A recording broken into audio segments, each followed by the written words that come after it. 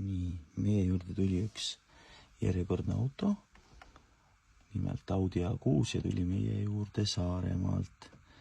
Soov siis paigaldada uus multimeedia, tagurduskaamera, läheb lisaks siis pardakaamera ja teeme korda natuke originaalheli, et siin mingid kõlarid plärisevad, et vahetame need ära ja vaatame, mis sellest kõigest välja tuleb.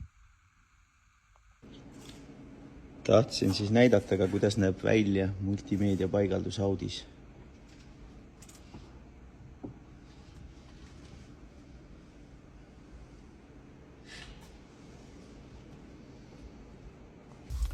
Nii, sai siis see Audi 8,8 tolline CarPlay ekraan ära paigaldatud.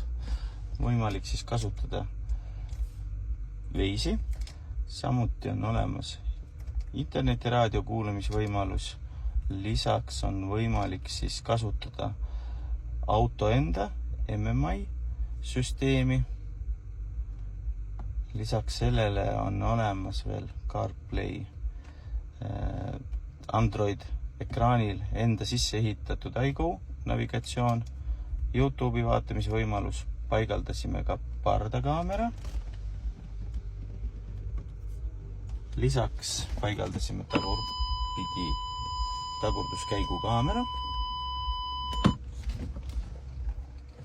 Nii et põhimõtteliselt on olemas kõik mugavaks auto kasutamiseks.